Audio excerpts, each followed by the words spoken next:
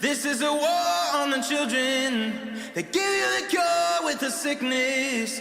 This is a war on tradition. This is a war on religion. This is a war on the children. They give you the cure with the sickness. This is a war. This is a war. This is a war that we living through. Never reveal to you that they also leaving killing you. They don't tell you what the hell you agreeing to. She been hurting you, don't know who leading you. Keep on proceeding to follow. Your mind is so hollow. Are you being coddled by government swallowing up everything that the media tell you without a question or a problem? All of the sheep being slaughtered. They poison the water, removing the father. Ain't trusting these daughters. Ignoring blue collar, keep printing the dollar. And washing your sons and your daughters. Ain't got any honor if I'm being honest. I just ain't picking this side. But I'm not a ride for my freedom and die for my freedom and question the government lies. A lot on my mind and so little time. Gotta think all of us needing a sign. The devil.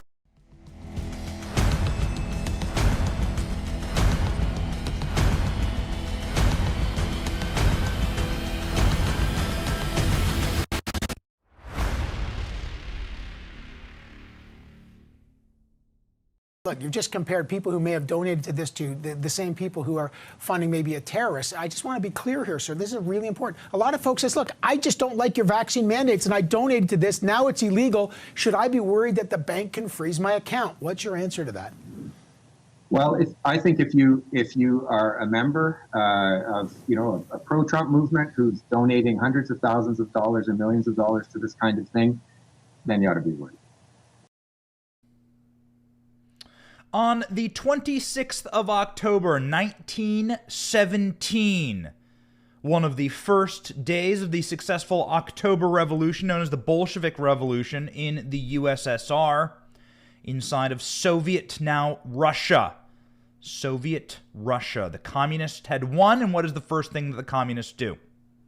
The first thing the communists do is seize property. They pass something called the Declaration of Land and the Decree of Land.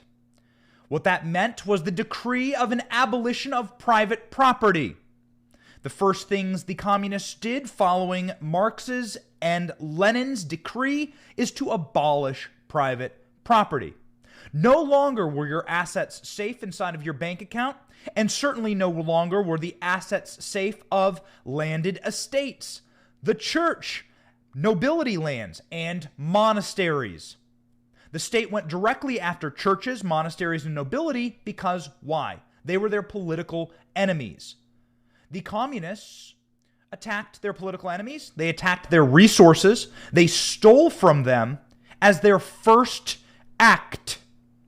The Decree of Land. The first act of the communists. Ladies and gentlemen, the Bolshevik Revolution is happening again. The year is not 1917, it is 2022. It's happening again in a frozen country filled with people who hate totalitarianism, but nonetheless have it forced upon them. Canada. Otherwise known as Truckistan, ladies and gentlemen. And they are turning themselves into a dictatorship. The Canadian Justice Minister, David Lametti, said that if you are part of a pro-Trump movement, he said this on national television, that you should be worried that your private property will be seized by the state. It is a clip that put our jaws on the floor, and is a clip that scared the living hell out of us. Your private property will become owned and seized by the state. It is the Bolshevik Revolution happening all over again. If you dared to defy the regime, if you did not support us, if you are a part of the nobility, if you are part of the church, if you are a part of a monastery, if you are a Trump supporter, then that is evidence enough that you need to have your property stolen by the state. We cannot declare enough on the show that it is a flat circle time, and that the old and tired, broken communist and socialistic systems that have failed time and time again will perpetually be brought forth by the left anew because they have nothing left. They have nothing left. They have no tricks in their bag. They will simply resort to authoritarianism and fascism as they always have throughout history. Let's read the article from Rebel News. After Trudeau announced that he was invoking the Emergencies Act, he gained unprecedented power to freeze bank accounts of individuals suspected of donating to truckers because he is likening them to terrorists. Canada's Deputy Minister of Finance elaborated on the act when Justin Trudeau said the Emergencies Act would be invoked. Here is what she had to say. Go. First, we are broadening the scope of Canada's anti-money laundering and terrorist financing rules so that they cover crowdfunding platforms and the payment service providers they use. These changes cover all forms of transactions, including digital assets, such as cryptocurrencies. We are broadening the scope of Canada's anti-money laundering and terrorist financing rules to cover you giving a buck to a peaceful protest. In case you ever thought that this was about your health, let me dispatch that idea from your brain. This has always been about power, and it's always been about the march towards the left to fascism and authoritarianism. It happens throughout history. They are indeed the fascist left. They are not liberal, ladies and gentlemen. They are the evil strain of fascism that goes all the way back to the Bolshevik Revolution, where assets and private property were seized instantly by the state. As soon as they had a simple majority or the ruling class or enough guns to make it happen, they stole your private property, especially starting with their political enemies. We know now that this is about Trump supporters and that this is about stealing your money and stealing your capacity to peacefully protest and organize. Trudeau's Justice Minister David Lametti warned that truck owners involved in the convoy protest that you will actually lose your trucking license. That's right. This is about destroying not a little protest. This is about destroying all dissent. This is about destroying your life. Not being able to provide for your children to eat. Not being able to provide to work for you. We cannot state it enough, and you may say, Benny, this is like your 50th show on this topic. But ladies and gentlemen, we have never seen in the West what is happening in Canada right now. We cannot say it more full-throatedly that this is a Bolshevik revolution inside of Canada. The gloves are off. The masks are down. They are the Bolsheviks of the modern era. They are the Soviets and the Maoists. They claim to idealize on camera. And they're coming for your bank accounts. If you didn't support them, if you were a Trump supporter, they're coming for your bank accounts. Let's play the clip again because, ladies and gentlemen, we can't state it enough. Justice Minister David Lametti says that if you are a Trump supporter, that is enough for them to seize, freeze, and take your private property, to make you unhuman, to make you debanked, to take away your capacity to function in society. Listen. What if you're a Canadian citizen who donated $500 to it? Well, I think if you're a tractor trailer owner whose employee has taken the truck and that has been sitting here in Ottawa for 3 weeks, and perhaps you gave that person permission, you may now actually lose your trucking license under this. And I think you ought to be worried in that circumstance. And I think that's a very important tool that we've given to police. It is legitimately the most alarming thing I have seen in the Western English-speaking hemisphere. Civilized nations don't do this. This is what autocrats do. Canada has descended into a prison camp. It is now a prison nation. It must free itself, ladies and gentlemen. In case you ever wondered what this was all about, it wasn't your health. In case you wondered what the last 2 years were about, it has nothing to do with your health. Nothing. It had everything to do with naked, oppressive, authoritarian, fascistic political power. We cannot state it enough. This is a dangerous, dangerous time to live in. David Lametti went on to warn that he would ruin those who were participating in the protest. He would steal their very right to work away from them. Clip 3, let's go. What if you're a Canadian citizen who donated $500 to it? Well, I think if you're a tractor trailer owner whose employee has taken the truck and that has been sitting here in Ottawa for 3 weeks, and perhaps you gave that person permission, you may now actually lose your trucking license under this. And I think you ought to be worried in that circumstance. And I think that's a very important tool that we've given to police.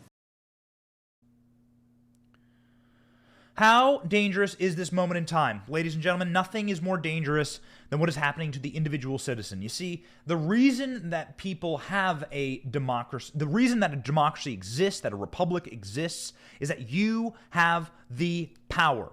The power resides with the people. You have the capacity to rip people out of office if you don't like them. If you don't like what is happening in your government, you can change it. You can change your very nation. You can turn your country on a dime to align with your values, your worldview, your system of thinking. You can organize, you can participate peacefully, and you can even create civil disobedience. It was a mark of honor in order to be arrested in the Selma protests, right? Because those laws were evil, because the authoritarian nature of segregation via state mandate was evil. Separate but equal was evil. It was counter-constitutional, it was unconstitutional, and ladies and gentlemen, people protested against it. We give them now a badge of honor. Civil disobedience has a very long history in this country and in many nations. South Africa, India, Gandhi, Nelson Mandela, MLK. They're seen as heroes. They had peaceful civil disobedience against evil regimes and systems. We view them as heroes today. We view the authoritarian and fascistic elements that wished to oppress them as the bad guys in the story. And I believe that that is exactly how the truckers will be viewed right now. But you must go through trials and you must go through tribulations in order to get there. They are seizing bank accounts of Trump supporters in Canada. That's right, being a Trump supporter is enough to have your assets seized and your accounts frozen. They've said so on TV, and you wonder why people in third world dictatorships don't put their monies in banks. Why would you put your gold bars, your cash, your savings into a bank when the bank can be controlled by the government, and if you speak out against that government, they will crush you? Why? Why would you give them leverage over your accounts? This is a huge issue.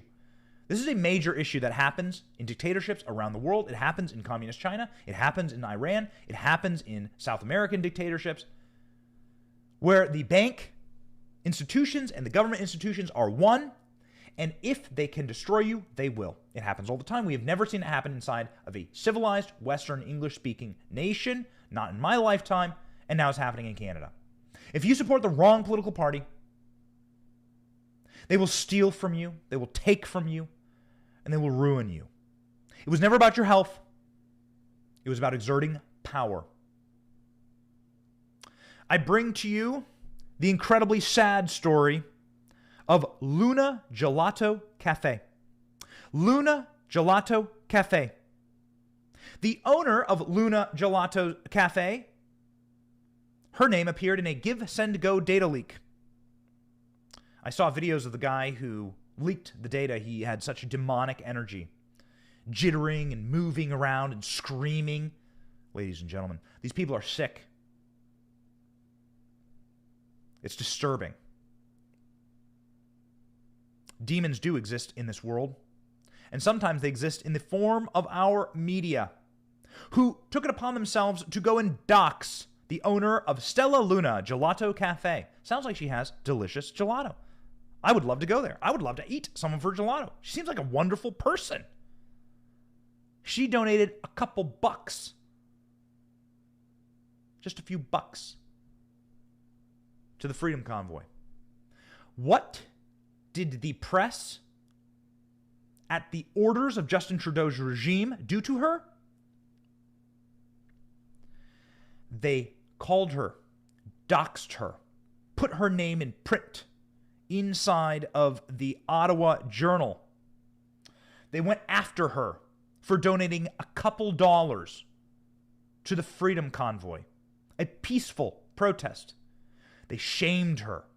Now she is getting threatened inside of her business. As the article says here, after a Give, Send, Go hack, the names of donors from the Freedom Convoy were leaked. Journalists use this as an opportunity to publish their names and donors and reach out and contact them. Journalists are evil. They are the enemy of the state. They have been called the enemy of the people. They are working with the state in a Stalinistic manner in order to hurt the enemies of the regime. Ladies and gentlemen, they are no different than the NKVD inside of Stalinist Russia, the secret police who held lists of people and joyously published them to shame them, lock them up, gulag them, dehuman them, debank them. The press is in on it. The corporate media has been shot through with communism. Why? Well, go look at journalism schools around the country and ask yourself, who is teaching our next era of journalists? They all come from the same mindset, a Maoist, Stalinist, authoritarian mindset that says if we just had all the power, then we could do things very quickly and easily. Then we could get our way 100% of the time. That's why they're obsessed with communist China. It's why they slobber over the boots, bloodstained, of Xi Jinping. And it's why they dox little gelato owners in Canada. Shame on these people. The worst of the worst. Cretins. The owner of this gelato cafe was forced to close her cafe due to death threats. That's right. She and other donors had their names released online, and journalists from around the world, including in this country, Washington Post being the worst offender, gleefully published their identities. Now, this has had a shockingly reverse effect. Kind of interesting. In fact, donations have gone up since the leak. Isn't that fun? In fact, the leak from the Give, Send, Go database showed a nationwide support for the truckers in this country. I read the article this morning. From coast to coast, Americans reached into their pockets and generously donated to the trucker convoy. I think in almost every state. From California to Florida, from Maine down to Texas. Good for you. Bravo, Americans. You have nothing to be ashamed of. You should support freedom. It is the American tradition to support freedom fighters around the world, and especially in our hemisphere. If in fact it's happening up north, well, then we should support them even more. How lost is the left? How cretinous is the left? It's so cretinous that you are about to see me do something you have never, ever, ever seen your boy Benny do. I'm about to praise Ilhan Omar, unironically, and with a full heart. Ladies and gentlemen, I disagree with Ilhan Omar, as I told my wife, on 99.9% of everything. I think that Ilhan Omar is a nasty person who is wrong on virtually everything as it pertains to her worldview. Ilhan Omar, however, comes from a corrupt country that descended into a civil war and autocracy. And perhaps, just for a glimmer, just for a moment, Ilhan Omar is on the right side of history. I want to go ahead and put on screen Ilhan Omar's tweet. Ilhan Omar tweeted yesterday, as it pertains to the doxing of this little gelato owner in Canada. I fail to see why any journalist felt the need to report on a shop owner making an insignificant donation and get them harassed. It's unconscionable, and the journalists need to do better.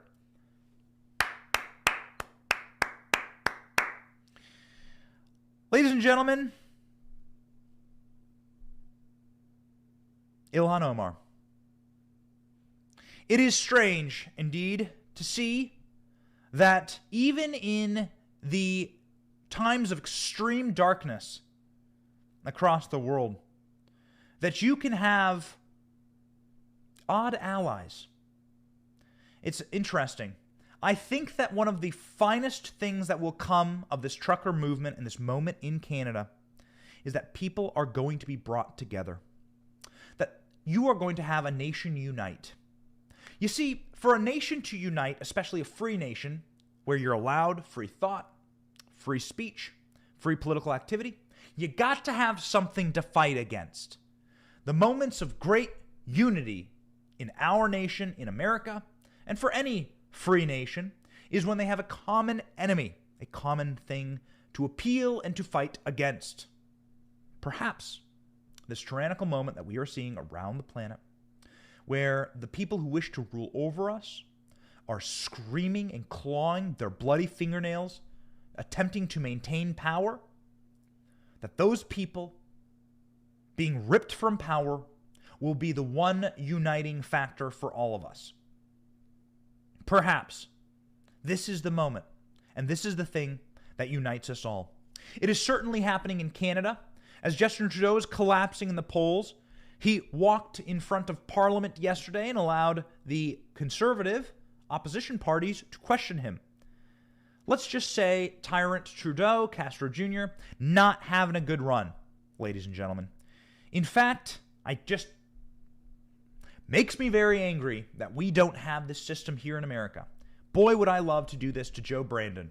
Boy, would I love for Joe Brandon to have to be dragged down to the floor of Congress and to listen to the likes of Rand Paul, Ted Cruz, MTG, Lauren Boebert. Boy, it would be nice, ladies and gentlemen. Justin Trudeau was dragged down to the floor of Parliament, and damn it, did he hear it. Listen to some of our favorite flamethrower, scorched earth attacks on Castro Jr. in what used to be the polite Great White North. Go.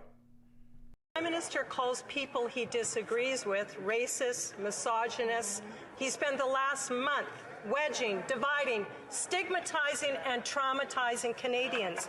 I understand the Prime Minister admires basic dictatorships, but let's remind the Prime Minister this is Canada. This is not a dictatorship. The Prime Minister is actually pouring gasoline on embers.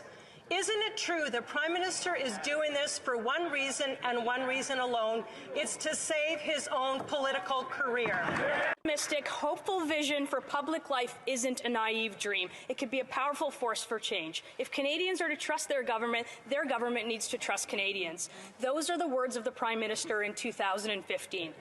These people, very often misogynistic, racist, women haters, science deniers, the fringe. Same Prime Minister 6 years later as he fans the flames of an unjustified national emergency. So, Mr. Speaker, when did the Prime Minister lose his way? When did it happen? The Right Honourable Prime Minister. Mr. Speaker, Conservative Party members can stand with people who wave swastikas. They can stand with people who wave the Confederate flag.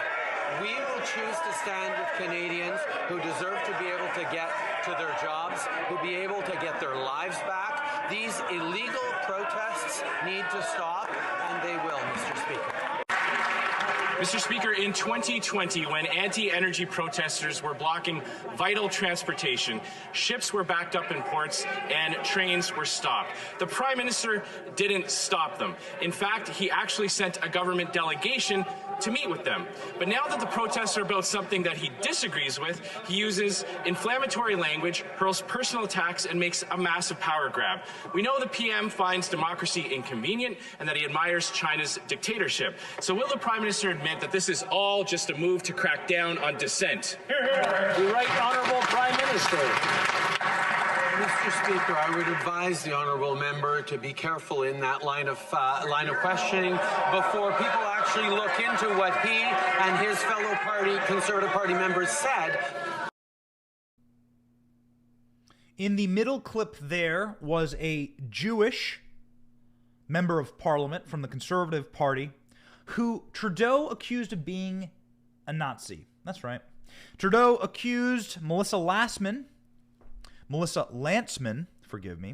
of being a Nazi supporter, a swastika flag supporter, standing with a man holding a swastika. That's right. That was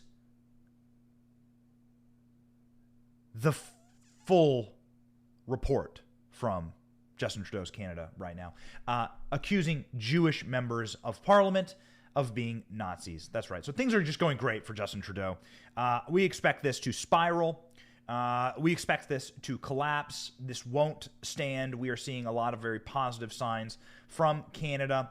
Everyone in Justin Trudeau's party, people in the press, the other governors of the provinces in Canada, the premiers are turning on Justin Trudeau. People aren't going to stand for it. And Canadians are absolutely sick of this. I personally believe that Justin Trudeau is going to resign. I think he's going to resign. I think this will be enough, and that they will call for a snap election, and that Justin Trudeau is not going to run. I think it's going to be done. Who knows, however, the bloody cheek of these people, the lack of any ability to be humiliated, the lack of them having any pride or guilt for what they've done to their nations, perpetually astounds. In fact, right now, Hillary Clinton, it seems she is preparing for a 2024 run for president, in spite of the recent bombshell allegations from John Durham that she is complicit, or perhaps was the one ordering the spying on the Trump campaign. Donald Trump accuses Democrats of espionage campaign and demands to know who gave crooked Hillary the plumber's orders. Now, what does that have to refer to? Those of you who remember 1972 and 1974, who remember the Watergate scandal, you remember that the plumbers were the names of the people who broke into the DNC at the orders of Richard Nixon, and who eventually led to the downfall of the entire Nixon administration and the resignation of the president. One of the darker days in American history. Trump is now wanting to know who gave the orders. It was a very interesting conversation we had with Kash Patel the other day, where he said, hey, listen, man, I've issued subpoenas and did depositions with so many members of Hillary Clinton's inner circle. This goes all the way to the top. That interview will air very soon. Donald Trump said Wednesday that Democrats spied on his White House and his New York City apartment as part of an espionage campaign after the 2016 election, and in an effort to undermine the 2020 vote, because the spying continued. His allegations follow a court filing that has been seized upon as proof that his opponents spied on internet traffic and gathered dirt in the 2016 campaign. It comes from special counsel John Durham's probe into the origins of an investigation into the Trump campaign ties with Russia. Wow. I mean, ladies and gentlemen, it's not internet rumors. These aren't podcast rumors. This isn't a blogger. This is the man in charge of a special counsel. The man who has indictment power, saying that Hillary Clinton spied. These are not unfounded allegations. They're in charging documents from our federal government. John Durham doesn't work for Trump. John Durham, by the way, was appointed by Bill Clinton. Interesting little nugget there. Now, much of the uncovered espionage campaign of the Democrats breaking into the White House and my New York City apartment took place in 2016 and undermining the 2020 election, Trump said. The fresh excitement is a result of a filing made by Durham on Friday, suggesting that the Democratic lawyer working to build a story that Trump was colluding with Russia gleaned data from Trump Tower and from the White House acquired by a tech firm working with the Hillary Clinton campaign. In a second statement, the former president asked, why isn't the media asking who gave crooked Hillary's plumbers their orders. With Watergate, it was a cover-up that turned into a far bigger crime. With Hillarygate, it's the mainstream media cover-up that's almost as big of a crime as the act of treason and espionage itself. It's showing the world why our media is truly the enemy of the people. Durham's report alleged that Clinton did pay to have Trump Tower and the White House servers hacked to create a fake scandal, despite her lawyer, Michael Sussman, telling the federal officers that he had not hired anyone to find connections. He also lied, saying he was not working for Hillary Clinton at the time. Ladies and gentlemen, Donald Trump has released an ad on this subject. We thought it was interesting, powerful. We'll play it for you now. The biggest scandal was when they spied on my campaign. They spied on my campaign. There's no real evidence of that. Of course there is. It's all over the place. A new report from special counsel John Durham. Clinton campaign lawyers paid a tech company to infiltrate Trump servers to fabricate a connection between Trump and Russia. Hillary Clinton broke the law to frame Trump as a Russian traitor. This is truly unprecedented, truly something that has never happened in the history of our great country. This is a digital insurrection. Turns out the Trump-Russian collusion story was just a deflection from the Hillary-Russian collusion story. Trump was right. Trump was telling the truth. It was you, Hillary Clinton, who undermined our democracy. There are people that should go to jail.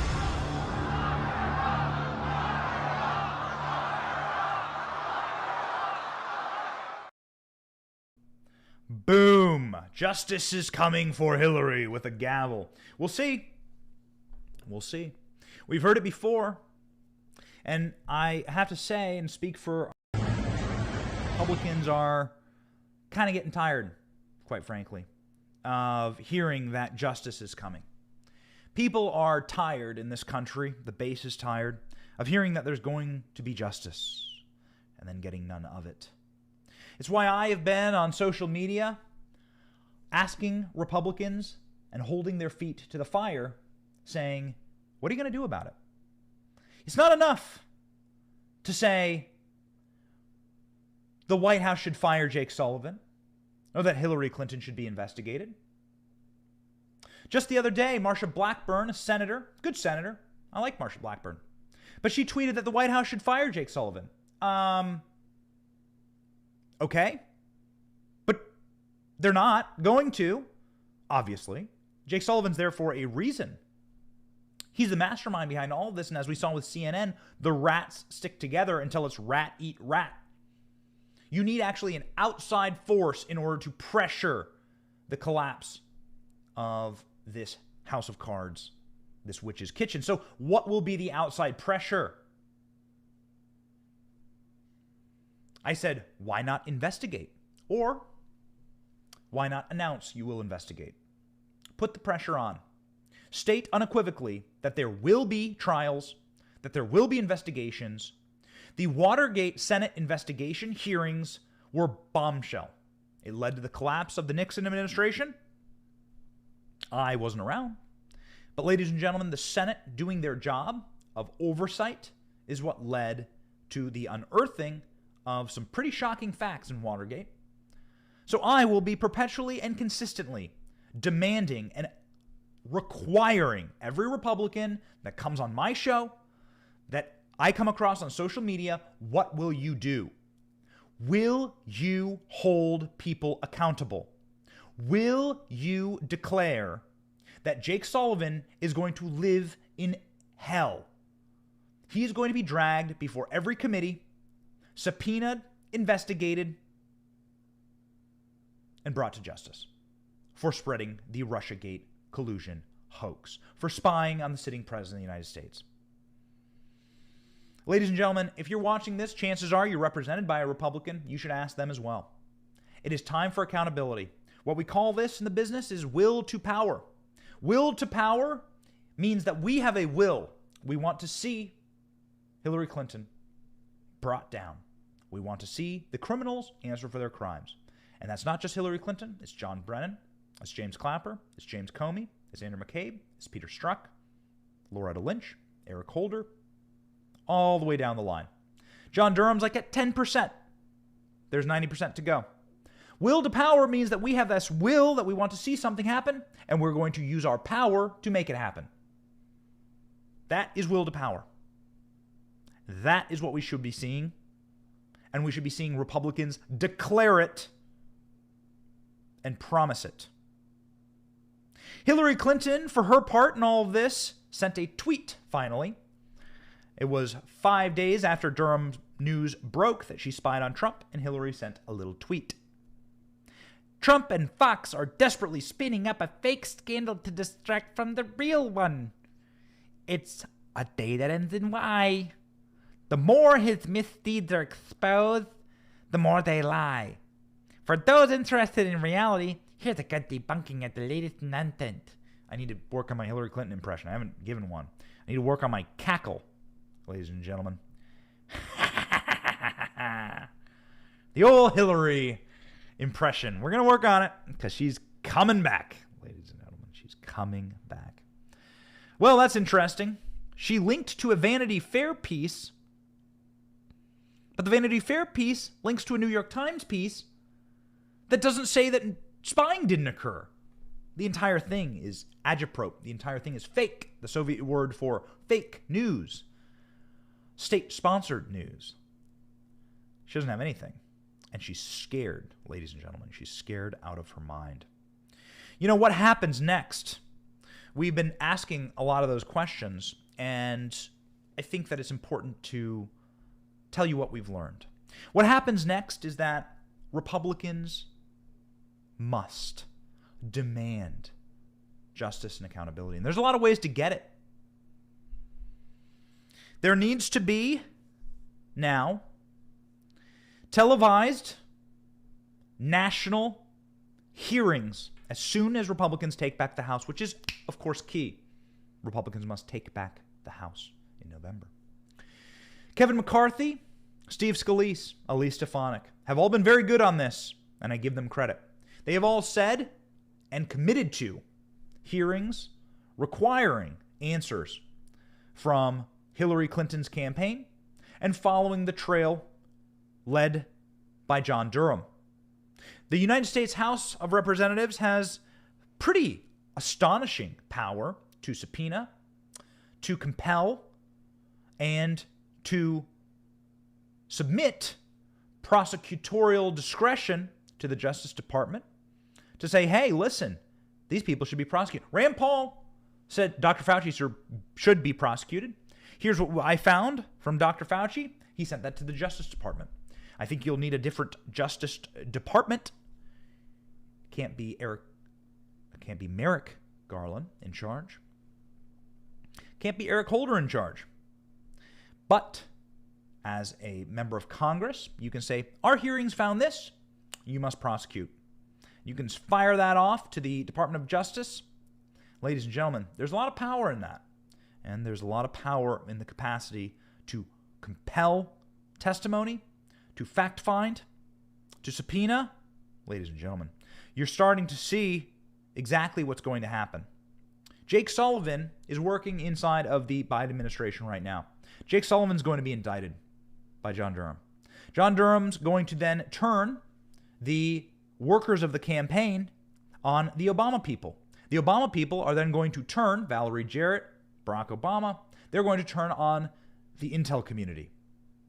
And they're going to backstab each other. This is what happens.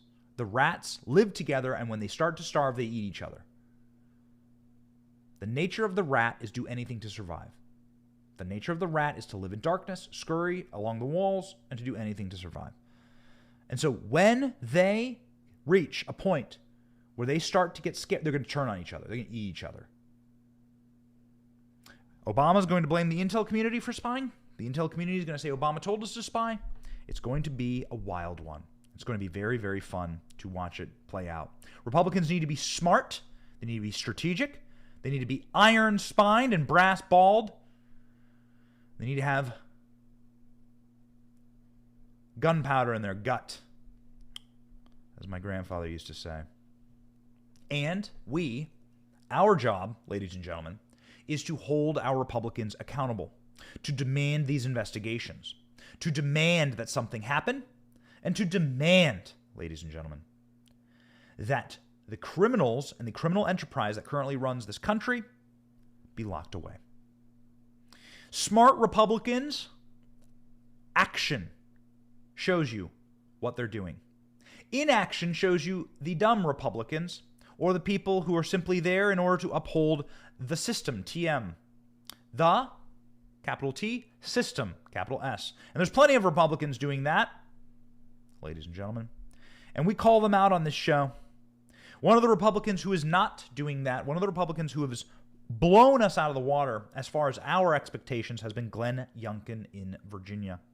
Glenn Youngkin just yesterday signed a bill banning school mask mandates in Virginia. Mask mandates are evil, especially for little children. And it is so powerful to watch a Republican with will to power. Virginia is not a red state. I mean, I think it's hard to say that. You can look at the numbers. Virginia's a blue state. But ladies and gentlemen, we can win inside of blue states if we nominate people who have the will to power of the majority. So few of the Democratic Party of yesteryear, the Clinton Democrats, even recognize their party anymore. It's morphed into a cobbled caucus of the dispossessed. It's morphed into this weird defund the police. That's a photo of Hillary. Sorry, ladies and gentlemen. The team is showing me a photo of Hillary. Our crack team here is showing me no, put it back up on the screen. You gotta see it. Ladies and gentlemen, this is the state of the modern-day Democratic Party. A shocked, scared, worried, neurotic, hypochondriac, grouping caucus, confederacy of radicals who actually don't like each other at all. They simply like power. They'll turn on each other on a dime, and they know their days, indeed, are numbered. Because if you can get a Glenn Youngkin in Virginia banning mask mandates and have the vast majority of your state cheer for him, well, ladies and gentlemen, you've done some really bad work on your own party. The Republican governor of Virginia Wednesday signed a bill into law making masks optional in school. So I think that's very important. You can wear a mask if you want. You want to wear a mask? Wear a mask. My wife and I were talking the other day. Dude, people wore masks before COVID. I remember going to the grocery store and seeing ladies with rubber gloves on. The year was 2017. Long before COVID, people with rubber gloves and masks on at the grocery store. Why'd they have them on? Because they're freakish hypochondriacs who don't want to exist in society. They're scared of everything. And you know what? You have every right to live like that. I don't want to live like that. I certainly don't want you running my country.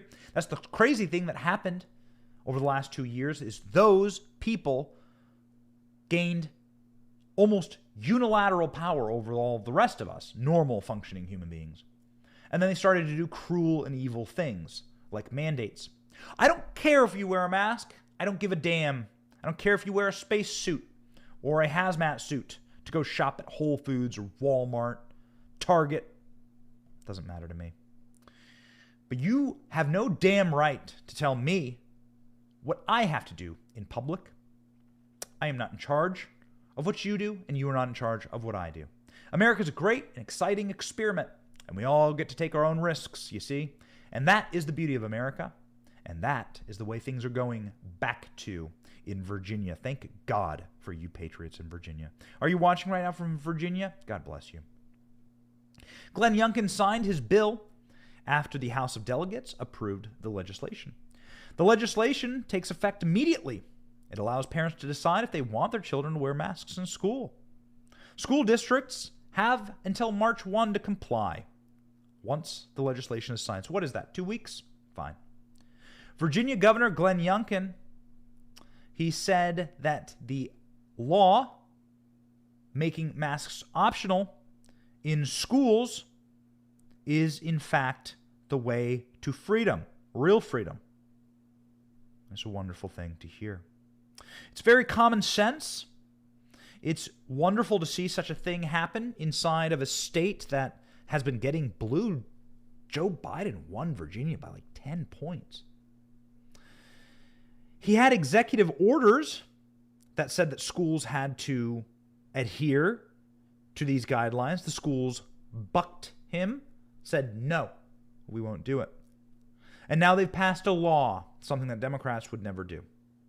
Pass a law stating that this is the way we want to run our countries, our counties, our states. That's what I think is so interesting about this current moment, and is something that we need to seriously consider. In closing here, ladies and gentlemen, how do we run our countries? Who is in charge? How much power have we given Washington, D.C.? I come from Washington, D.C. Over the last 15 years. I've lived there. I certainly wasn't born there. Thank God. I was raised in Iowa. I was raised in the Midwest. So I have a little bit of sense inside of my head. I went to community college. I learned politics at the School of Hard Knocks. And what I learned about politics is that this is not a majoritarian country.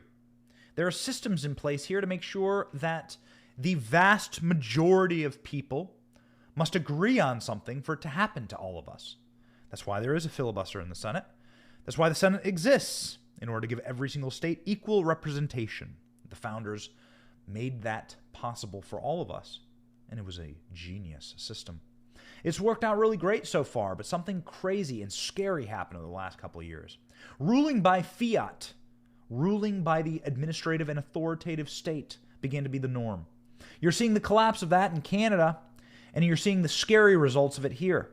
When little, teeny, because they're always really small, 4 foot tall, elf on a shelf, Dr. Fauci, sitting there thinking that he can tell you how to raise your kids. He's telling you that you must fire your employees if they don't take his medicine. Ladies and gentlemen, that's evil. No Congress passed a law that said you must mask. Congress hasn't passed a law to say you have to mask on an airplane. Congress hasn't passed a law to say you need a vaccine to work. Congress would never, because they would be held accountable for it. They do it through the diktats of the administrative and authoritative state, and that, ladies and gentlemen, is what we must point our fire at. We must look deeply and eternally at the power of the administrative state and begin to dissect it, disassemble it, rip it up, root and stem. Also, as you've seen inside of the spying apparatus, the clandestine espionage tools used by our intelligence agencies and turned on their domestic enemies. They're debanking Trump supporters in Canada. They'll debank you here soon. They'll use weapons of war on their own people in order to keep their regime intact. It always happens. There's nothing to be scared about. It's what happens. It's the way of the world. And what must happen for all of us is we must unite to push these obese gluttons for power into the Potomac. You must break up D.C. I've said this many times. You have to hold our Republicans accountable. You have to write bills that will rip the heart out of Washington. I'm talking you need to eliminate entire departments. The Department of Energy, gone. The Department of Education, gone. You need to have the willpower to start the FBI over again.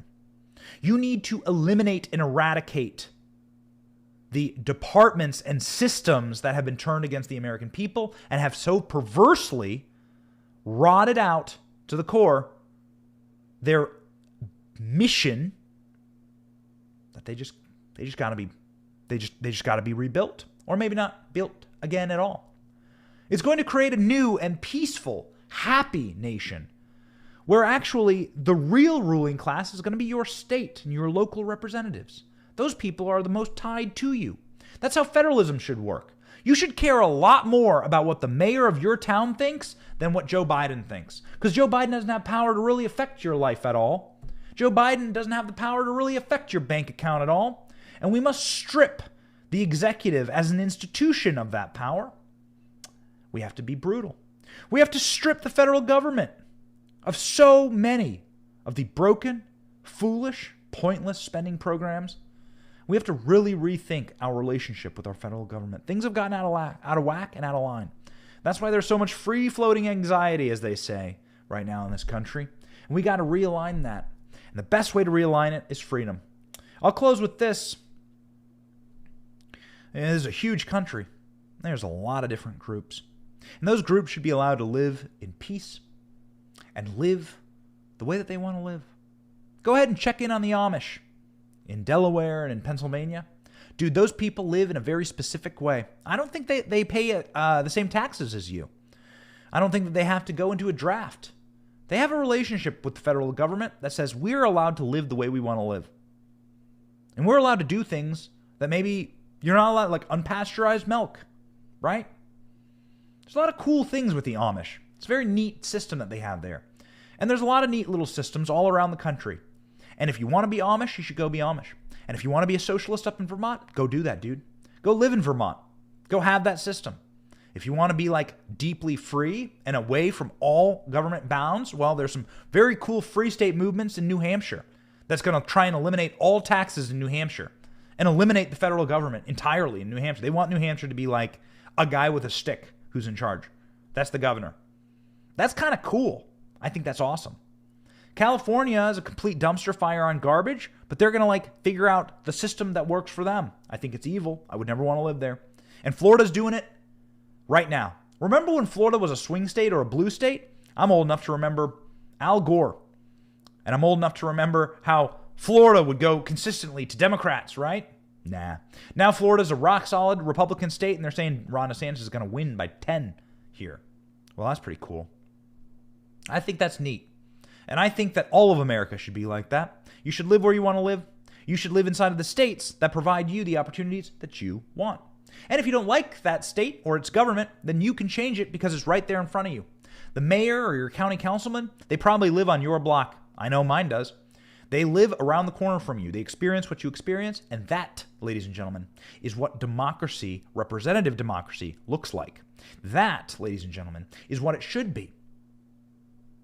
We should search for that. We should long to create that. We should defang and detooth our federal government. We should push them back into the abyss where they belong. And we should give more power to our localized government, because those are the people that should really have an effect on our lives. We can hold them into account far better. They live with us. They function here. That's going to be a positive, beautiful new system that we want to refocus on. That's the focus of this show. And that's how we're going to get to our priorities, ladies and gentlemen. God, family, and country. You can only get there if you focus on local. We're very, very excited about the future. We think this movement has a lot of energy, and we're thrilled about it. We're thrilled to be fighting alongside with you. My name is Benny Johnson. This has been The Benny Show. See ya.